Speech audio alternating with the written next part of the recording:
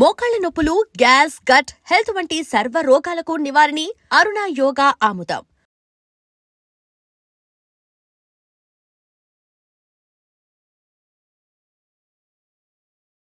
Might be HIV అని మీరే అన్నారు చూసారా, నాకు ఈ సిమ్టమ్స్ ఇలా అనిపిస్తున్నాయని. సో ఒక హెచ్ఐవి పేషెంట్కి ఉండే హెచ్ఐవి సిమ్టమ్స్ ఏంటి sir to start with? I think you ask very good question అండి. ఇప్పుడు హెచ్ఐవిలో కూడా అండి ఎర్లీ హెచ్ఐవి, లేట్ హెచ్ఐవి. మీరు ఎయిడ్స్ అని చెప్తున్నారు. ఒక మనిషికి హెచ్ఐవి వచ్చి అది ముదిరినాక ఎయిడ్స్ అంటాం. సో ఈ హెచ్ఐవి ముదిరినాక ఎయిడ్స్లోకి వచ్చిన తర్వాత అప్పుడు సిమ్టమ్స్ చాలా క్యారెక్టరిస్టిక్గా ఉంటాయి. అంటే టీబీ రావడము, నాలుకే పూత పోయడము, ఒక 60-70 కేజెస్ ఉన్న మనిషి విపరీతంగా లూజ్ మోషన్స్ అయిపోయి 70 కేజెస్ ఉన్నవాడు 50 కేజెస్ అవ్వడము, అన్యూజువల్ ఫంగల్ ఇన్ఫెక్షన్స్ రావడము, అన్యూజువల్ బ్రెయిన్ ఇన్ఫెక్షన్స్ రావడము, ఇట్లాంటివి ఉన్నప్పుడు ఆ సిమ్టమ్స్ని బట్టి తనకేమన్నా వాటిని ఆపర్చునిస్టిక్ ఇన్ఫెక్షన్స్ అంటాం. అంటే ఒక మామూలు మనిషికి రావు, ఒక హెచ్ఐవి వచ్చిన మనిషికి ఇమ్యూనిటీ విపరీతంగా తగ్గినప్పుడు అన్కామన్ అన్యూజువల్ ఇన్ఫెక్షన్స్ వచ్చేసి విపరీతంగా ఎఫెక్ట్ అవ్వడం. సో వీటిని చూసినప్పుడు చాలా వరకు మనం సస్పెక్ట్ చేస్తాం. నౌ ఇంకోటి ఎర్లీ హెచ్ఐవి వాళ్ళు ఉంటారు. అంటే ఇప్పుడు అంటే రీసెంట్గా అక్వైర్ చేసిన వాళ్ళకు సిమ్టమ్స్తో చెప్పలేమండి మనం. అంటే ఇప్పుడు స్టార్టింగ్స్లో సిమ్టమ్స్ మనకు జలుబు రావచ్చు, కొద్దిగా జ్వరం రావచ్చు, కొద్దిగా ర్యాష్ రావచ్చు. ఇవన్నీ మామూలు వైరల్ ఫీవర్స్లో కూడా ఉంటాయి. సో వాటితోని మనం చెప్పలేము. సో అందుకని మనం ఎప్పుడు కూడా హిస్టరీ ఈజ్ మోర్ ఇంపార్టెంట్. అంటే ఇప్పుడు నేను ఒక పేషెంట్గా వచ్చేసి నాకు జ్వరం, జలుబు, దగ్గు ఉందంటే ఏ డాక్టర్ అయినా సరే మామూలు జలుబు అనుకొని మామూలు జ్వరం అనుకొని ట్రీట్ చేస్తాడు. కానీ నేను ఎప్పుడు సెక్షువల్ హిస్టరీ అడుగుతాను. ఇప్పుడు for example, if that particular person has multiple sexual partners or high risk behaviour, అంటే ర్యాండమ్, ఇప్పుడు అంతా కూడా multiple sexual partners, random sexual partners, one night stands, ఇవన్నీ కూడా చాలా కామన్ అయిపోయాయి. సో ఇట్లాంటి హిస్టరీ అడుగుతాను. సో ఈ హిస్టరీ ఉన్న వాళ్ళకు టెస్ట్తోనే చెప్పగలుగుతాం మనం. సిమ్టమ్స్తో ఇనీషియల్గా చెప్పలేము. ఎందుకంటే ఆ సిమ్టమ్స్ అన్నీ ఒకేలాగా ఉంటాయి. మామూలు వైరల్ ఫీవర్స్తో ఏదైతే ఉంటుందో అవే సిమ్టమ్స్ ఉంటాయి. సో నేను అందరికి అదే చెప్తాను, మీరు సిమ్టమ్స్ కానీ ఇట్లాంటి హిస్టరీ ఉన్నవాళ్ళు you should get yourself testing. టెస్ట్తోనే ఎర్లీగా మనం ఉందా లేదా చెప్పగలుగుతాము. అది ముదిరినాక అప్పుడు అన్ని సిమ్టమ్స్ వస్తాయి. బట్ అప్పుడు ఆల్రెడీ లేట్, స్టిల్ అప్పటికి కూడా మనం చాలా బాగా ట్రీట్ చేయొచ్చు. కానీ ఎర్లీగా డయాగ్నోస్ చేయాలంటే మాత్రము సిమ్టమ్స్తోని చేయలేము. It should be based on testing. మరి అసలు డౌట్ ఎట్లా వస్తుందండి? ఎలా డిటెక్ట్ చేస్తాం హెచ్ఐవిని? అదే ఎందుకు చేయించుకుంటారు? ఎందుకంటే అదే హిస్టరీ. చాలా మందికి నేను అదే చెప్తాను, కలవకపోతే అప్పుడు లాస్ట్లోనే వస్తారు. అదే అంటే నా పాయింట్ ఏంటంటే, ఇనీషియల్ గా మనకి ఏదో ఒక డౌట్ వస్తేనో లేకపోతే ఏదో ఒక రకంగా తేడాగా అనిపిస్తేనో కదా డాక్టర్ దగ్గరికి వెళ్తారు. అప్పుడు కదా టెస్టులు చేయించుకుంటారు, మల్టిపుల్ పార్ట్నర్స్ ఉన్నా, అలాంటి హిస్టరీ ఉన్నా. అవునండి. So how do we detect HIV then? అదే అండి, unfortunately that is a problem. అదే చెప్తున్నాను. ఇప్పుడు చాలా మంది కూడా ఇప్పుడు అవగాహన లేని వాళ్ళందరూ వస్తారు, కానీ ఎప్పుడు జబ్బు ముదిరినాక వస్తారు.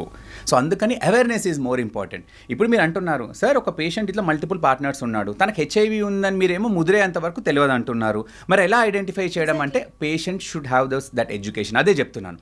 మల్టిపుల్ పార్ట్నర్స్ దగ్గరికి వెళ్తున్నారు అని అంటే ఫ్రీక్వెంట్ గా హెచ్ఐవి టెస్ట్ చేయించుకోవాలి. ఇట్లాంటి హై రిస్క్ బిహేవియర్ ఉన్న వాళ్ళు మిమ్మల్ని మీరు కాపాడుకోవడానికి ఎర్లీగా టెస్టింగ్ చేసుకోవాలి. ఇట్లాంటి బిహేవియర్ ఉన్న వాళ్ళు. ఎట్లా సార్, ఏమన్నా టెస్ట్ ఉందా దానికి? అవునండి, మనకు 4th జనరేషన్ ఎలైజా అని హెచ్ఐవి టెస్టింగ్స్ ఉన్నాయండి. హెచ్ఐవితో పాటు అదర్ సెక్షువల్లీ ట్రాన్స్మిటెడ్, మనకు సెక్స్ పరంగా వచ్చేది ఒక హెచ్ఐవి కాదండి. గనేరియా అని, క్లెమీడియా అని, అంటే కొన్ని అంగం మీద పుండ్లు అవ్వడము, విపరీతమైన చీము రావడము మూత్రంలోకి వెళ్ళి, నెక్స్ట్ వచ్చేసి ఇట్లాంటి HIV, hepatitis B, hepatitis C, ఇంకా లోకల్ సెక్షువల్లీ ట్రాన్స్మిటెడ్ డిసీజ్, ఇవన్నీ కూడా సెక్స్ పరంగా వస్తాయి. సో ఇట్లాంటి బిహేవియర్ ఉన్న వాళ్ళు always you should get tested and meet doctor. That's the only way to identify HIV in the early stages. ఒక మనిషికి హెచ్ఐవి వచ్చినాక అది ముదరడానికి 3 సంవత్సరాలు పట్టచ్చు, 5 సంవత్సరాలు పట్టచ్చు, కొందరు 10 సంవత్సరాలు పట్టచ్చు. సో చాలామంది నా దగ్గరకు వస్తారు ఇట్లాంటి హిస్టరీ ఉన్న వాళ్ళు. సార్ నేను నా లైఫ్లో ఒక్కసారి కూడా నేను అసలు డాక్టర్ దగ్గరికి పోలేదు సార్, ఏంటి సార్ ఇప్పుడు వస్తేనేమో నాకు మొత్తం బాడీ అంతా ఇన్ఫెక్షన్, ఇంత ఎందుకైనానంటే చెప్పాను కదండి, ఆ హెచ్ఐవి ముదిరేంత వరకు అందరిలాగానే ఉంటారు. ముదిరినప్పుడు ఒక 2-3 మంత్స్లోనే విపరీతమైన టీవీ రావడము, అంతా బయోడి పాకపోవడము, లూజ్ మోషన్స్ రావడము, వీటంతో సిగ్నిఫికెంట్గా డిటోరియేట్ అవుతారు. అంటే ఏంటి సార్ ఈ హెచ్ఐవి వైరస్ యొక్క ఫిజియాలజీ ఇన్సైడ్ ది బాడీ ఏం జరుగుతుంది? వన్స్ వైరస్ బాడీలోకి ఎంటర్ అయిన తర్వాత కొందరికి మీరు అన్నట్లు 6 నెలలు, 3 ఏళ్ళు, 5 ఏళ్ళు, ఎందుకు అంత డిఫరెన్స్ ఉంటుంది ఒక్కొక్కళ్ళలో? అసలు ఏం జరుగుతుంది బాడీలో? నార్మల్గా అండి, ఇప్పుడు హెచ్ఐవి అనేది మన బాడీకి ఎంటర్ అయినాక మనకు రోగ నిరోధక శక్తికి CD4 సెల్స్ అని ఉంటాయి. సింపుల్, మన రోగ నిరోధక శక్తిని మెజర్ చేసి CD4 సెల్స్. ఇవి మనకు నార్మల్గా 500 లేదా 600 కంటే ఎక్కువ ఉంటాయి.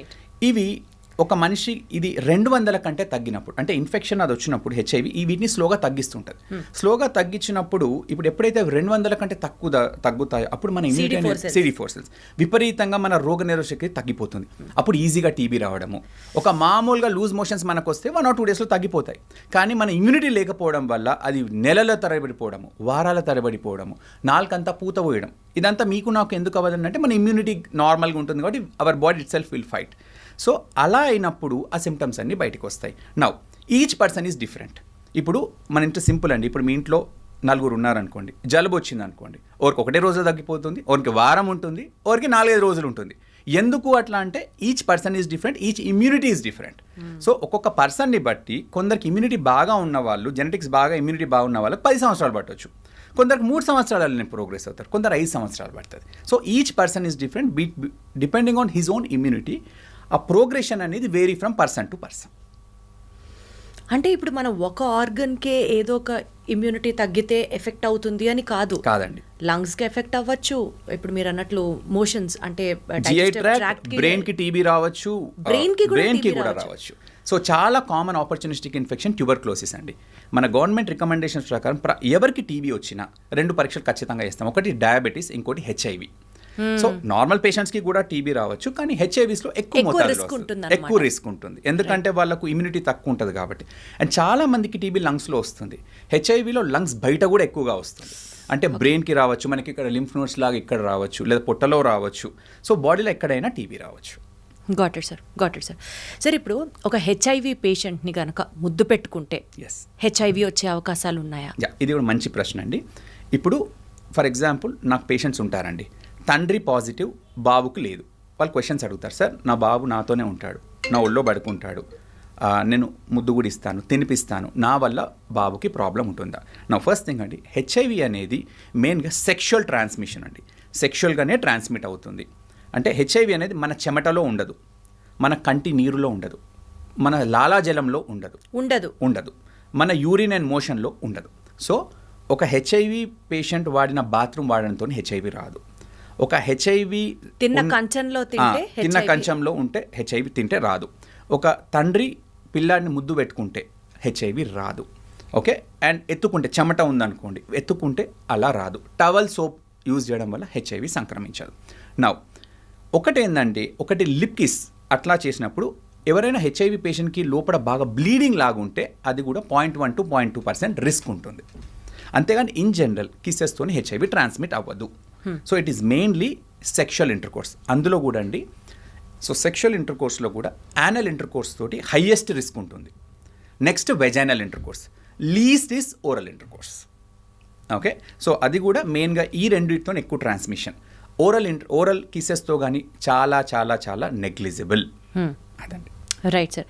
సార్ ఇప్పుడు మీరు ఏదైతే అన్నారో సెక్షువల్ ఇంటర్కోర్స్ అని, కాండమ్స్ యూజ్ చేస్తూ కనుక సెక్స్ చేస్తే హెచ్ఐవి రాదు అన్నది మనం బల్లగుద్ది చెప్పచ్చా? అదే ఇప్పుడు the best way to protect is using condoms. ఎఫెక్టివ్గా కాండమ్ వాడితే హెచ్ఐవి అనేది ఆల్మోస్ట్ రాదండి. కానీ చాలా వరకు ఇప్పుడు ఒకవేళ కాండమ్ చిరేయడం కానీ ఇట్లాంటి ఏమైనా అయితే కొద్దిగా రిస్క్ ఉంటుంది. బట్ ప్రాపర్గా కాండమ్ వాడితే హెచ్ఐవి అనేది మోర్ దెన్ 99% మనం ప్రివెంట్ చేయవచ్చు. The best way to protect is using condoms. Right sir. Sir ఇప్పుడు అసలు హెచ్ఐవి అంటున్నాం కదా, హెచ్ఐవికి ఎయిడ్స్కి డిఫరెన్స్ ఏంటి సార్? హెచ్ఐవి అనేది ఏంటంటే హ్యూమన్ ఇమ్యూనోడెఫిషియన్సీ వైరస్ అండి. ఈ వైరస్ ఒక మనిషికి వచ్చినప్పుడు అదేం చెప్పాను, CD4 గణనీయంగా తగ్గిపోతాయి. అది తగ్గి ఎప్పుడైతే 200 కంటే తక్కువ అయిందో అప్పుడు దాన్ని హెచ్ఐవి ముదురుతుంది, దాన్ని ఎయిడ్స్ అంటాం. అక్వైర్డ్ ఇమ్యూనోడెఫిషియన్సీ సిండ్రోమ్ అంటే హెచ్ఐవి వైరస్ వల్ల నా ఇమ్యూనిటీ అనేది విపరీతంగా తగ్గి ముదిరినప్పుడు, నేను చెప్పిన అన్ని ఇన్ఫెక్షన్స్ వచ్చినప్పుడు CD4 200 కంటే తగ్గినప్పుడు దాన్ని ఎయిడ్స్ అంటాం. సో హెచ్ఐవి ముదిరితే దాన్ని ఎయిడ్స్ అంటాం. అచ్చా, సో హెచ్ఐవి వల్ల వచ్చేది ఎయిడ్స్? అవునండి, ముదిరినప్పుడు. ఇప్పుడు నాకు హెచ్ఐవి వస్తే జబ్బు ముదిరితే అప్పుడు ఎయిడ్స్. ఇప్పుడు సపోజ్ ముదరలేదు అనుకుందాం సార్, హెచ్ఐవి వచ్చింది, ఒక పేషెంట్ ఇనిషియల్ డేస్ నుంచి డాక్టర్ ఫాలో అప్ తో ఉన్నాడు, మందులు వాడుతున్నాడు అనుకోండి, హెచ్ఐవి ప్రాణాంతకం కాదా? హెచ్ఐవి వచ్చిన తర్వాత కూడా 50+, 60+, 70+ లాంజిటివిటీ ఉన్న పేషెంట్స్ కూడా ఉంటారా? ఐ థింక్ చాలా మంచి ప్రశ్న అడిగారండి. ఇప్పుడు హెచ్ఐవి అనేదండి ట్రీట్మెంట్ అనేది చాలా అడ్వాన్సెస్ వచ్చినాయి. ఇప్పుడు అందరు నా పేషెంట్స్ అదే చెప్తాను, సార్ నాకు హెచ్ఐవి ఉంది, ఇది పోదా అని చాలామంది భయపడినా ఒకటే చెప్తాను, హెచ్ఐవి అనేది ఇప్పుడు బీపీ లేదా హైపర్ టెన్షన్ లేదా డయాబెటీస్ లాగా. ఇప్పుడు ఒక మనిషికి హైపర్ టెన్షన్ కానీ డయాబెటీస్ కానీ ఎప్పటి నుంచి ఉంటే వాళ్ళు లైఫ్ లాంగ్ మందులు వాడాలి. అంటే మనము ఎర్లీ స్టేజెస్ నుంచి సిగ్నిఫికెంట్గా ఉంటాయి. హెచ్ఐవి కూడా అంతే. హెచ్ఐవికి క్యూర్ లేదు, కానీ మందులతోని they can live for up to 75 to 80 years. Wonderful. హెచ్ఐవి వచ్చిన వాళ్ళు హెచ్ఐవితో ఇప్పుడు ఇంతకుముందు హెచ్ఐవి వచ్చిన వాళ్ళు మందులు లేక హెచ్ఐవితో చనిపోయే వాళ్ళు గణనీయంగా ఉంటుండే. ఇప్పుడు హెచ్ఐవి వచ్చిన వాళ్ళు అందరిలాగానే బతికి ముసల్తనాన పోతున్నారు. అంటే వేరే other disease like heart disease కానివ్వండి, ఇట్లా అందరిలాగా పోతున్నారు. కానీ హెచ్ఐవి వచ్చి హెచ్ఐవి వల్ల చనిపోయే వాళ్ళు గణనీయంగా తగ్గిపోయారు. అంటే సార్ ఇప్పుడు హెచ్ఐవి వచ్చేది మల్టిపుల్ సెక్షువల్ పార్ట్నర్స్ వల్లే అన్నది ఇక్కడ మనం క్లియర్గా అర్థం చేసుకోవచ్చుగా. హెచ్ఐవి వచ్చింది అని అంటే it is only because of the sexual inter courses with multiple partners. That is majority of the case అండి. బట్ అదర్వైజ్ హెచ్ఐవి ఎలా వస్తుంది? అదే majority sexual transmission number 1. Number 2 blood transfusions. Especially ఇప్పుడు మనం కూడా అండి, ఇప్పుడు బ్లడ్ ట్రాన్స్ఫ్యూజన్స్, ఇప్పుడు ఫర్ ఎగ్జాంపుల్ నాకు ఏదైనా ఆపరేషన్ అయింది అనుకోండి, నాకు బ్లడ్ లేదు, బ్లడ్ బ్యాంక్లోకి వెళ్ళి తెచ్చారు. అయితే ఇప్పుడు ఆ ప్రతి బ్లడ్ ప్రోడక్ట్స్ని బాగా స్క్రీన్ చేస్తారు. అయితే స్క్రీన్ చేసేవారు కూడా ఇప్పుడు కొన్ని అడ్వాన్స్ సెంటర్స్లలో పీసీఆర్ చేస్తారు. పీసీఆర్ అంటే 11 రోజుల నుంచి ఐడెంటిఫై చేస్తుంది. కొన్నిట్లలో 4th జనరేషన్ ఎలైజాస్ చేస్తారు. అవి నెల తర్వాత ఐడెంటిఫై చేస్తుంది. ఒకవేళ ఎవరైనా కూడా ఎర్లీగా బ్లడ్ ఇచ్చారో, అంటే ఎర్లీగా వచ్చినప్పుడు ఇచ్చినా, లేదా పెరిఫరల్ సెంటర్స్లో సరిగ్గా స్క్రీన్ చేయకపోయినా బ్లడ్ రిలేటెడ్ హెచ్ఐవి ట్రాన్స్మిషన్ జరిగే ఛాన్స్ ఉంటుంది. కానీ అదంతా ఒకప్పుడు అండి, ఇప్పుడు గణనీయంగా తగ్గిపోయాయి. ఎందుకంటే ఇప్పుడు ప్రతి ఏరియాస్లో బాగా స్క్రీన్ చేస్తున్నారు. సో బ్లడ్ ట్రాన్స్ఫ్యూజన్ గణనీయంగా తగ్గిపోయింది. ఇది number 2. Number 3 IV drug abuse.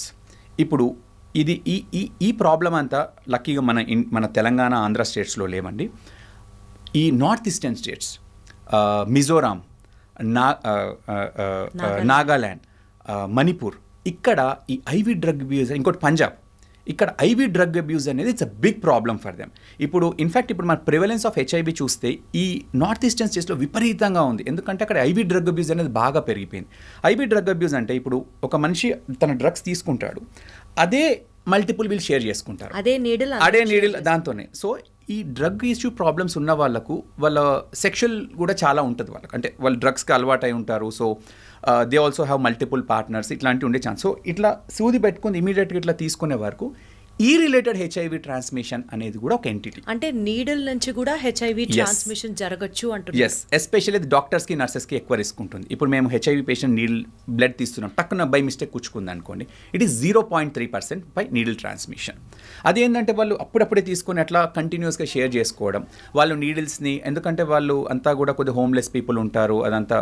So కొత్త నీడిల్స్ అట్లాంటిది ఏముండదు, ఏది పడితే తీసేసుకుంటుంటారు. సరే, ఇప్పుడు హాస్టల్స్లో బాయ్స్ ఉంటూ ఉంటారు కదా, సో ఆ రేజర్స్ యూజ్ చేసుకున్నది ఒకళ్ళు వాడుతూ ఇంకొకళ్ళు వాడింది మధ్యలో కట్ అయినా సరే, అవి కూడా ఈక్వల్ గా అంతే ప్రామినెంట్ ట్రాన్స్మిషన్ అవ్వడానికి? హెచ్ఐవి అనేది వైరస్ బయట అంత ఎర్లీగా సర్వైవ్ అవ్వదు. అచ్చా. హెపటైటిస్ బి అలా ట్రాన్స్మిషన్ ఎక్కువ ఉంటుంది. Hepatitis be highly transmission. అంటే ఇప్పుడు హెపటైటిస్ బి జనరల్గా ఏందండి అంటే, ఇప్పుడు సిస్టర్స్లో, ఇప్పుడు ఇంట్లో 2 సిస్టర్స్ ఉన్నారనుకోండి, సిస్టర్స్లో ఒక సిస్టర్ కుంటే ఇంకో సిస్టర్, ఎందుకంటే వాళ్ళు ఇయర్ రింగ్స్ షేర్ చేసుకోవడం కానీ ఇట్లా నెక్లెస్ షేర్ చేసుకోవడం. ఎందుకంటే హెపటైటిస్ బి వైరస్ అనేది ఈ వాటి మీద కొద్ది ఎక్కువ రోజులు సర్వైవ్ అవుతుంది. హెచ్ఐవి ఏంటంటే బయటకు వచ్చాక ఎక్కువ సర్వైవ్ అవ్వదు. సో ఈ సింపుల్ ఈ వీటి మార్చుకోవడం కానివ్వండి, వాటితో తక్కువ chances. But fresh blades, fresh grass cuts ఉన్నప్పుడు చెప్పాను కదండి 0.3% ఛాన్స్ ఉంటుంది. కానీ that is more with hepatitis B.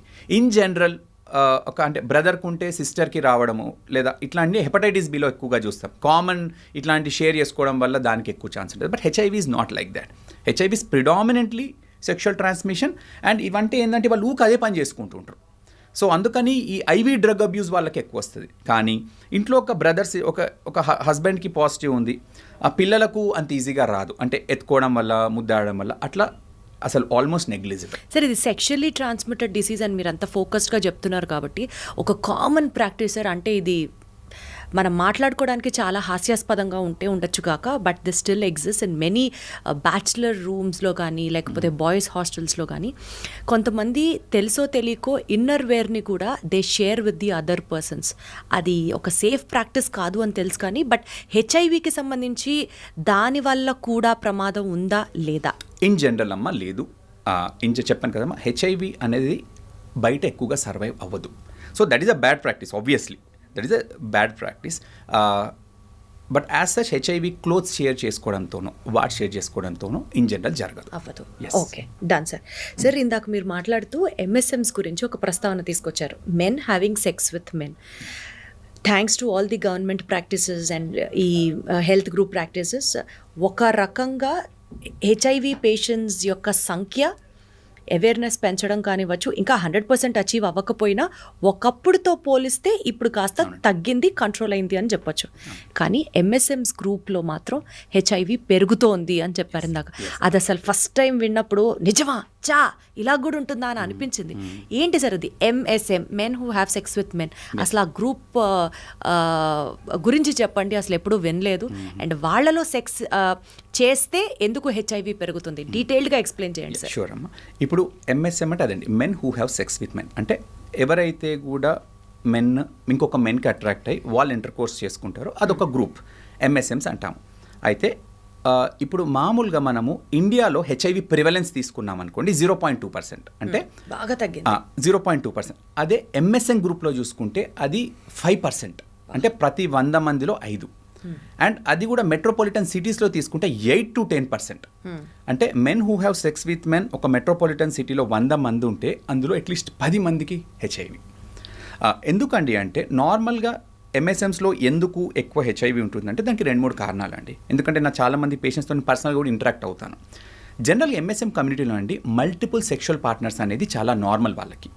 ఇప్పుడు హెట్రోసెక్షువల్లో చాలా వరకు సింగిల్ పార్ట్నర్ ఉంటారు, ఎంఎస్ఎంస్లో multiple sexual partners. Number 1, random sexual encounters are very common, అంటే ఒక పార్టీకి వెళ్ళేసి ఎవరినో కలవడము. అండ్ ఇంకొకటి నెంబర్ 3 ఈస్ యానల్ ఇంటర్కోర్స్. ఇప్పుడు నార్మల్గానండి నేను చెప్పాను ఇంతకుముందు కూడా యానల్ ఇంటర్కోర్స్తో చాలా ఎక్కువగా రిస్క్ ఉంటుంది.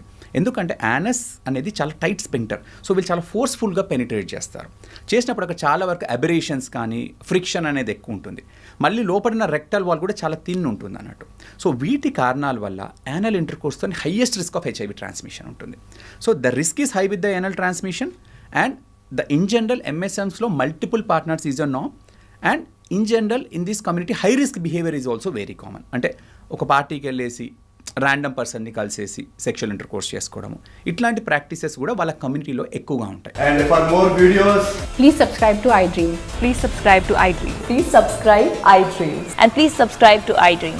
For more videos, subscribe to iDream. please like, share and subscribe to the channel. Congratulations, iDream. Subscribe to iDream. Subscribe to iDream. So subscribe to iDream Media. iDream की iDream team अंदर की huge congratulations. Please subscribe iDream Media. Please subscribe to iDream. Subscribe iDream. Please subscribe to iDream. iDream అంటే నా కళల ఛానల్ను subscribe చేసుకున్న నోరు తిరుగుతలేదు, మీరైతే గంట గుర్తు కొట్టండి. For more such videos, please subscribe to iDream. Subscribe to iDream. Please subscribe to iDream. Please subscribe iDream Media. Please do subscribe to iDream. Please subscribe to iDream Media. For best entertainment and information, please subscribe iDream. And don't forget to subscribe to iDream.